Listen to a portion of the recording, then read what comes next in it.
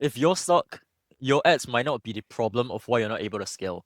And a business owner who is stuck, there's usually four major underlying factors that is causing this. First of which, hidden assumptions that we've gathered throughout our life as well as our business journey. Things that we think are true but may not necessarily be the case. Secondly, it would be a lack of clarity, not knowing the steps to take or even the direction to take them in. And next, a fear of failure. You have to understand that as humans, we're wired for survival, not success.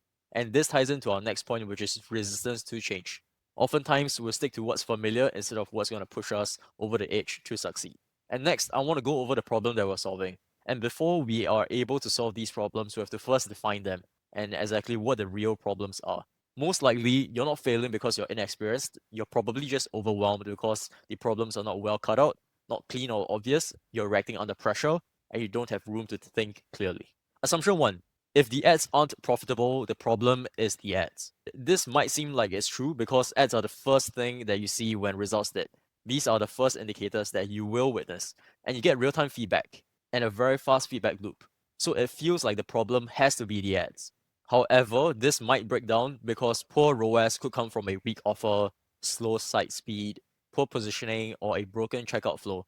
And I can't emphasize this enough. I've seen cases where even million to $2 million businesses in annual revenue have a checkout page that is not optimized. And the ad is oftentimes just a messenger, not the end all be all of why a business is not succeeding. Treat the ad as a signal, not a scapegoat. Step back and audit the full conversion path before adjusting the creative. Now, assumption two, we can't scale until we fix our ROAS. And this might seem true because unprofitable ads feel like a stop sign. You think scaling will only make losses worse. Because end of the day, if you put in X amount of budget, additionally, and you're going to get Y results back, what's the point if it's already unprofitable? However, this oftentimes breaks down because scaling can lower per unit costs. What this means is there are two types of expenses in a business. First of which, variable expenses. Things like COGS, like packaging cost, or let's say service delivery per package. Next will be a fixed cost, like warehouses. Warehouses will cost the same amount up to a certain limit, no matter how much stock you fill in, whether it's one piece or 100 pieces. So what this means is if you scale the whole business revenue, oftentimes it lowers the percentage of expenses, especially when you have high fixed expenditure. The other thing is it helps with providing more testing data. With more money spent on ads, with more ads running at the same time, you're going to be able to have more conclusions from the data. And it can also increase the volume or LTV recovery. For example, if you focus on a warmer audience, and fixing ROAS often requires scale to even get the signal in the first place. So one of the better mindsets that you can use is using a smart intentional scale, even if it's break even, to validate offers and stress test your funnels and improve the backend efficiency. Now, next, assumption three, our business model is solid, we just need better execution. And this may seem true because you've had success before, so you assume the system works. You just need to run it harder. And this ties into the first point that I've made about people who are resistant to change. The first sign of success that you witness as an entrepreneur is when you make the switch and you execute extremely hard. So it reinforces you to feel that you need to put in the same amount of effort and just more in order for it to succeed. However, this breaks down because your model might be flawed with low margins, no LTV, weak differentiation. You have to understand that more effort can't just fix a poor structure. One of the better mindsets that you can adopt is firstly, audit the underlying model with the pricing, COGS, retention, before optimizing on the execution side. Assumption 4, more data will give us better answers. And this may seem true because data feels objective, right? The more you have, the more confident you're going to feel when making the decisions on a day-to-day basis. However, this often breaks down because data without direction is just noise. Too many metrics and it can cause confusion instead of giving you clarity. And this can oftentimes happen in the ads manager. For example, if you're doing a leads business, look at the amount of people who are clicking through and then the landing page to the booking rate and the booking rate to the show up rate. If you track every single metric, it is important. However, you need to know which one is going to give you the most bang for your buck. One of the mindsets that you can adopt is focus on the actionable metrics and ask, what decisions about this data helps me to make? Now, assumption 5, what worked last year should work and still work now. And it seems true because the strategy in the first place got us the results. Why wouldn't it work again? And as someone who has been a meta rep for a very long time, I can tell you the platforms are always evolving and markets shift. Every opportunity that you're not scaling, you're actually giving out a chance for someone else in the market to capture. And what worked in 2012, during COVID, 2019, during 2023, may flop in 2025, and that's just the truth of it. A better mindset that you can adopt is treat the market like a living system. Build the processes to evolve fast.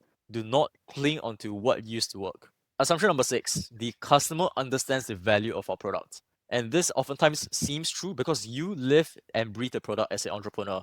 You see yourself every day, and you might think running a 2 to 3 month awareness stage is enough. You understand the value, but this often breaks down because the customer doesn't.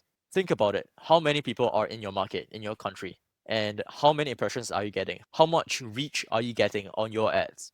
You have to understand that customers scan, they do not study your ad. Once they see the ad, they're just comparing you to 10 other different brands in their head in a split second. So one of the better mindsets that you can have is to communicate value instantly in your ad. And David Ogilvy says, once you've written a headline, you spent 80 cents of your advertising dollar. So assist that with visuals and never assume that there is context.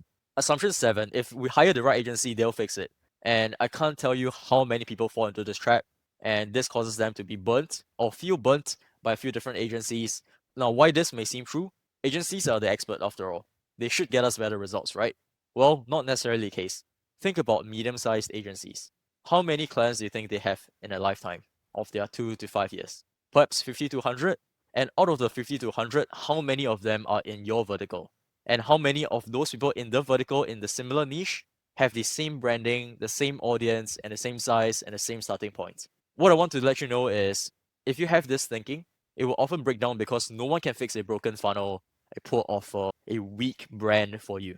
Agencies will amplify your results. They will not invent your brand. One of the better mindsets that you can adopt is own your own strategy and hire for execution, not direction. Assumption number 8, we need to spend more to learn faster. And this may seem true because at the end of the day, the more budget you spend, the more data that you have, the faster decisions that you can make in a cyclical basis. This often breaks down because if you test the wrong thing, it doesn't matter how fast you do it. Speed without clarity is just waste. And a better mindset that you can adopt is test with a clear hypothesis. Budget supports good thinking, it doesn't replace it. Assumption number 9, if you're not profitable on the first sale, the funnel is broken. And this may seem true because at the end of the day, we're all optimizing for cash flow. The moment that we see that we're bleeding cash, even on 1 day or 2 day basis, we feel like we're losing it all. However, if the front end doesn't make money, it doesn't mean that the whole system is wrong. And it often breaks down because many businesses lose money on the first sale and are profitable on the back end with LTV, subscriptions, referrals, or even warm retargeting. The last thing that you want to do is be playing hopscotch with your agency or even yourself on the ads manager, asking for a change or changing things every 3 to 4 days. This is how exactly I do it. 3 to 4 days, look at the results, another 3 to 4 days, and then the second checkpoint where I make the change. A better mindset that you can adopt is to design for profit across the entire customer journey so that you're not anxious and affect the business decisions on a day-to-day basis. Assumption number 10. Everyone has this figured out already. And this seems true because other brands that you see online are just going to look like they're crushing it all the time. You see their ads, you see their growth, you see their followers. However, this often breaks down because most brands are struggling behind the scenes too. You have to understand that they have their own set of competitions, own set of struggles, and things that seem good externally, they might not have a lot of internal groundwork that has already been laid out. Everyone is testing, guessing, and learning. One of the better mindsets that you can adopt is to run your own race instead of competing with other people in the space. The game of business is about iteration. So one of the principles that you can adopt is excellence through execution. This means to fail fast, to do things quickly, and to iterate upon them instead of sitting back and learning on a day-to-day basis. And I want to just clarify, you are learning and you are improving. However, you will not see results in the real world until you put these actions into play. And you might not be able to see this naturally.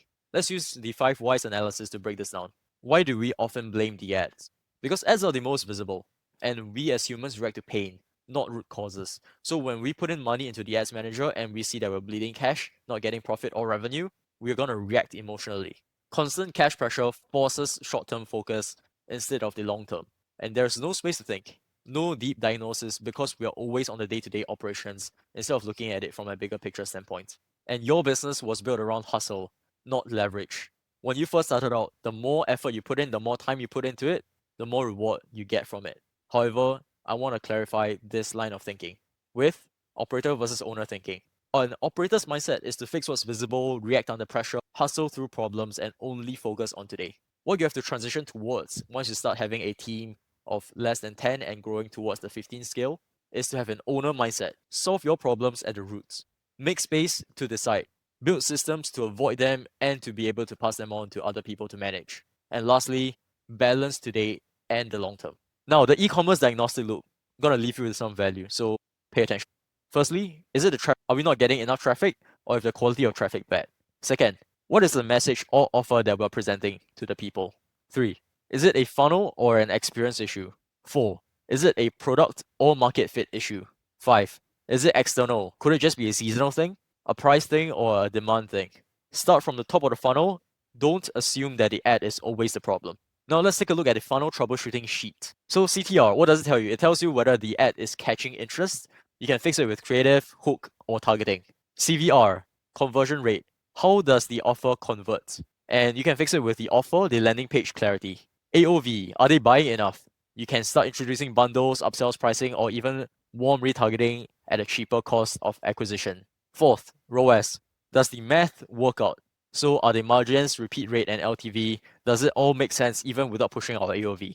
So this is a real business example. I'm not able to name this for you. However, the brand I was working with was stuck at $1.5 million per year, and ads were breaking even. They thought that they needed better creative. However, what we found is that their product page is actually way behind the competition for a business of their scale. Second is they're running a super generic offer.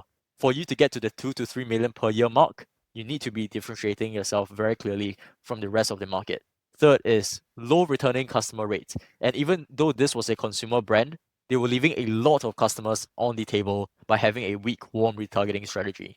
After we fixed all these, they increased the CVR by 22%, reduced the CPA by 19%, and for the specific warm retargeting strategies, we've jumped the ROAS from 1.1 to 2.3.